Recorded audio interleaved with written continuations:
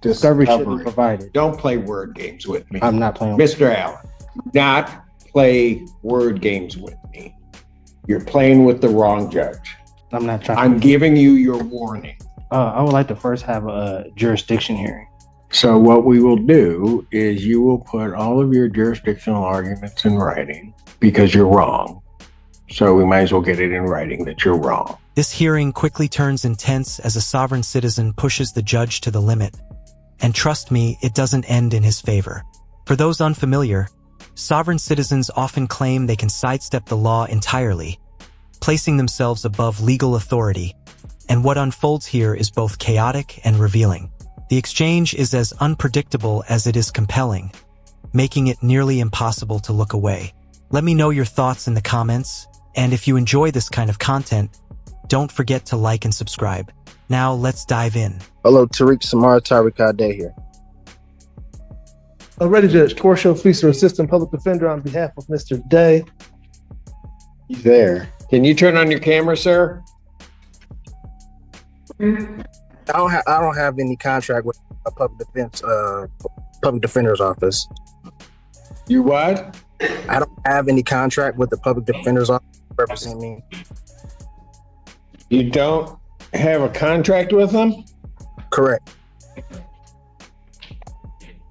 Yes, Judge. I reached out to Mr. Day to try to help pre-try this case. It's going to be a Bellinger's thing? I think so, Judge. Okay, go for it. My understanding is that he had another counsel that he's going to have, I believe, on his file. And I wish him good luck if that's the case, but I don't see another attorney here. So I don't know what's going on, Your Honor. No. Mr. Day? I'm defending myself. I told him that I would notify the court that I relieved him of any implied obligations to this case. So you're going to represent yourself? I'm defending myself, correct. Okay, then you need to be here. Now. Well, as I told the court, I requested a Zoom hearing because I have COVID. So there's no way I can. In a vehicle with a hat on, no mask. Oh. I am inside my vehicle right now.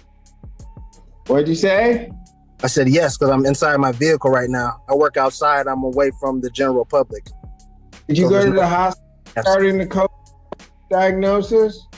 Excuse me? Have you been to the doctor regarding the COVID diagnosis? It's against my religion. Okay, so here's what you're going to do. Then I'm going to say, okay, you've got COVID. I want you here. When's our last block? 3 o'clock today. Wear a mask if you're going to represent yourself. I can't make that. Is there a later date? Oh, yeah, you can. 3 o'clock. 3:30, I can make that. I'll be here at 3 o'clock. Well, I'll be there at 3:30, and if there's any issue, then okay. And at 3 o'clock, I may issue a bench warrant. Be here at 3 o'clock. I'll pass this matter. Thank you. There's no bench warrant to be issued because this court didn't have. Okay, I'll determine that at 3 o'clock. The court See didn't you at have. 3 o'clock. Thank you. This court does not have jurisdiction. You're welcome, Mr. Feaster. Cut his line.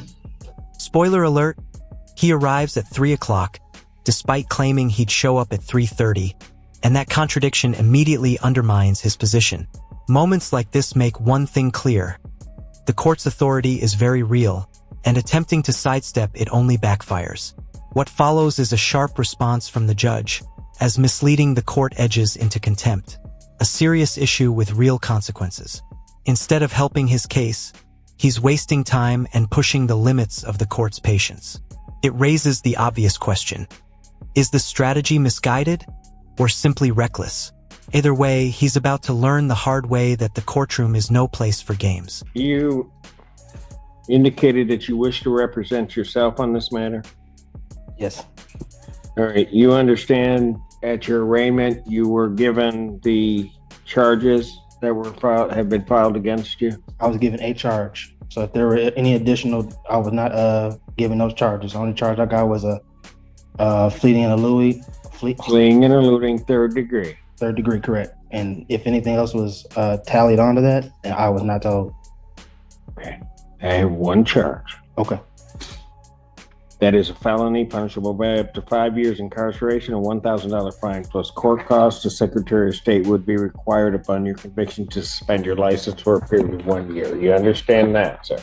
First, I wanted like an oral motion for dismissal based on the fact of the lack of probable cause and also the lack of personal and subject matter jurisdiction based on the fact that this is a trust matter from the name to the private conveyance that was stolen by the third party, Wall Street Towing, and impounded on the colorful law actions of Officer Trowbridge of the Washtenaw County Sheriff's Department.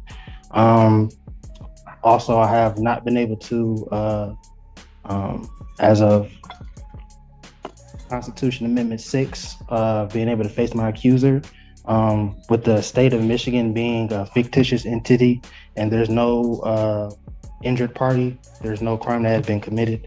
And again, to the probable cause of the initial stop and the arrest, cannot be proven. There was no probable cause for the arrest or stop. There was no warrant on hand for the arresting officer to conduct an arrest. And even more so, again, as I stated, this is trust property, so this court doesn't have jurisdiction to adjudicate over the foreign trust. I'm genuinely trying to understand the reasoning here. After misleading the court about his arrival time, he walks in, disregards basic courtroom protocol, and immediately claims the court has no jurisdiction while insisting the case should be dismissed for lack of an injured party. But the reality is far more straightforward.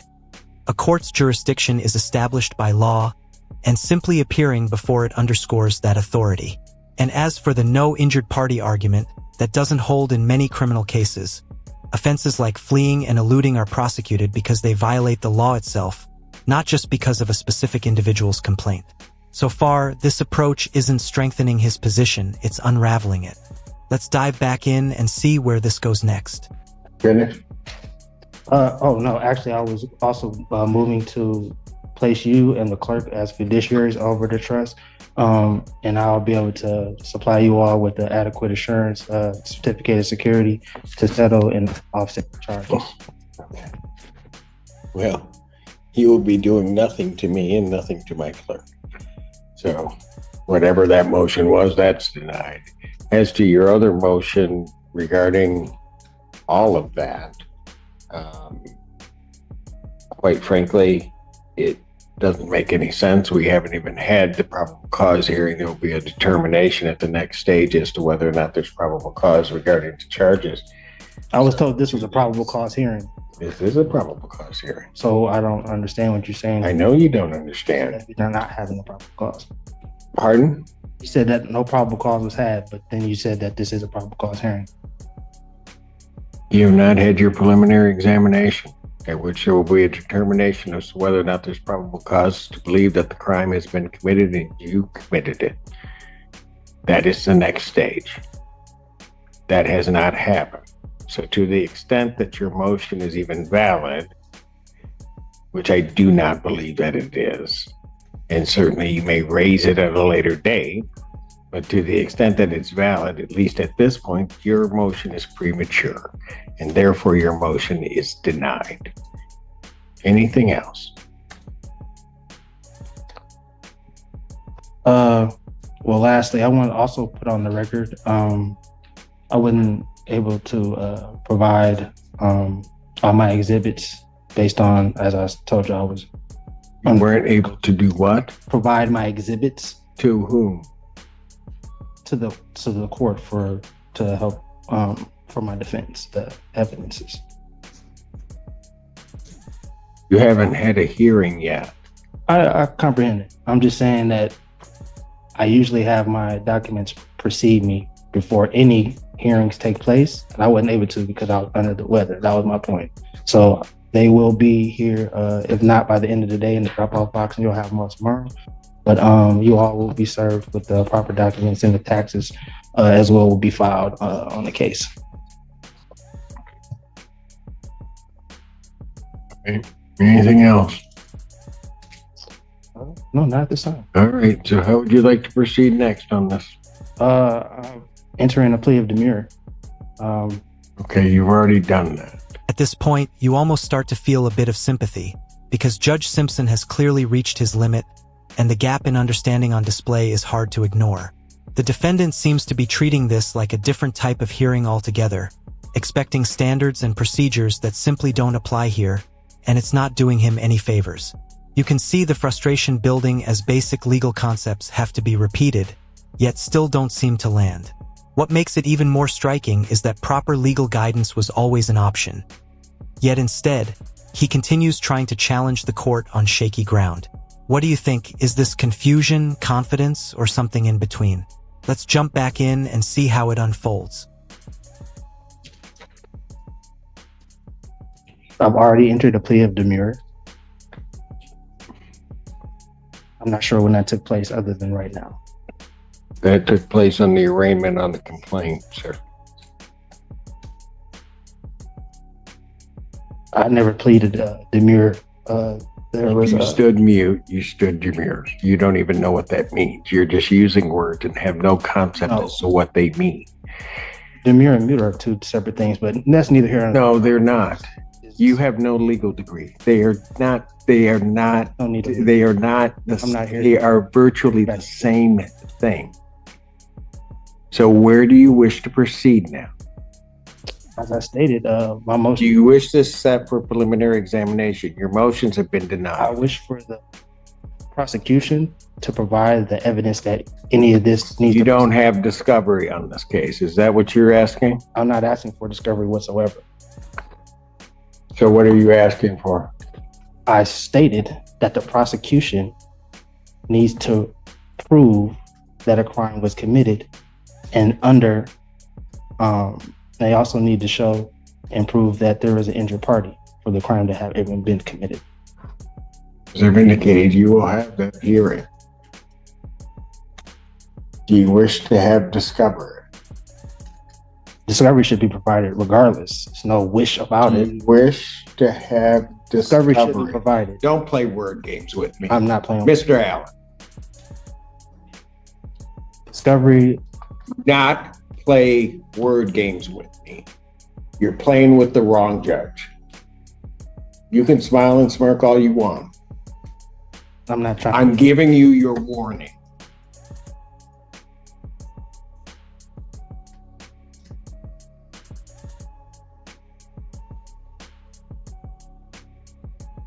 I will ask you again. Do you wish to have discovery provided to you? Yes. Sir, did you wish to then have another PCC, or did you wish to proceed immediately to preliminary examination? I would like to first have a jurisdiction hearing, What kind of jurisdiction here? personal and subject matter. Okay. Go ahead and raise it because I can deal with it right now. What's the personal jurisdiction? At this stage, you have to wonder, is this deliberate deflection or a genuine misunderstanding? He's now asking for a jurisdiction hearing, but that's a challenge typically raised at the very beginning of a case to question whether the court has the authority to hear it at all. By the time proceedings are already underway, that argument carries far less weight, especially when he's physically present, the case is established, and the court's authority is clearly in effect. It's a strategy that doesn't align with how the legal process works, and it raises serious questions about where he's getting his guidance. What do you think?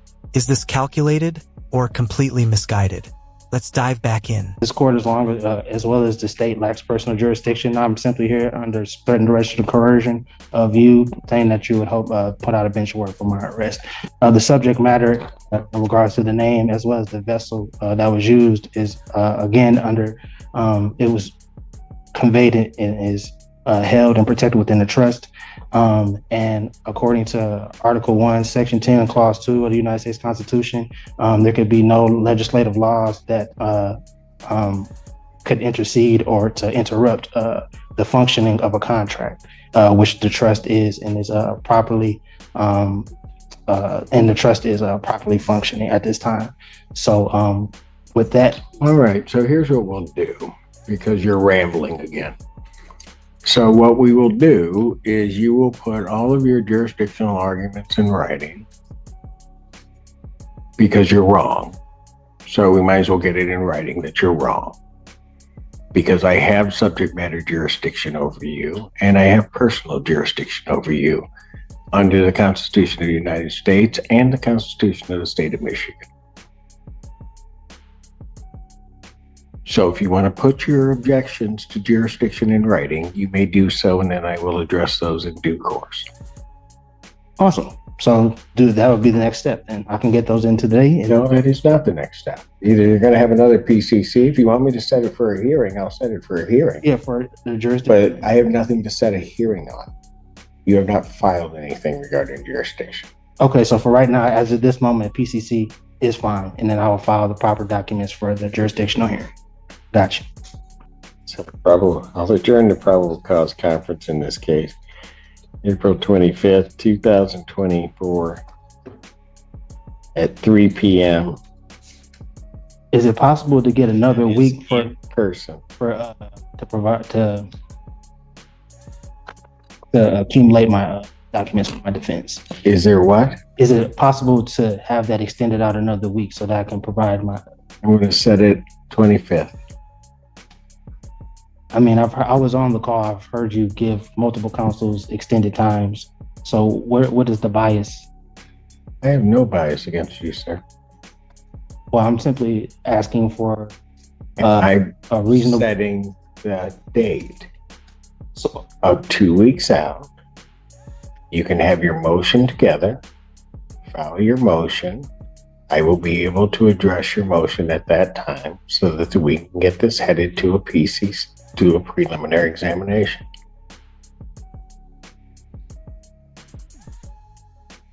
just for the record, I'll put it on the record that I object. But under threat, duress, or coercion, again, Your objection is noted. right, and under threat and duress and coercion, I'll be here. Is there anything else? Well, I said what I need to say. Anything else from the people? No, Your Honor. Thank you. Bond will continue. Am I waiting for paperwork or get it from the front? Pardon? Am I waiting for paperwork regarding the next? No, you may leave. Oh, is it being mailed? Or I'm trying to figure out how to get the paperwork. You can check out at the front desk. Okay, then. At this point, the bigger question is whether Judge Simpson was truly too harsh, or simply doing what the situation required. While his tone may come across as firm, it reflects the need to maintain order when the courtroom is treated without seriousness or respect. The defendant entered as if this were a game, but the judge responded with a clear and necessary reality check. Situations like this also highlight a growing trend, where misconceptions about the law, often fueled by unreliable sources, lead individuals to believe they can bypass established legal systems. In reality, that approach only leads to greater consequences. What's your perspective? Was the judge's response justified? Or should it have been handled differently? Let me know your thoughts.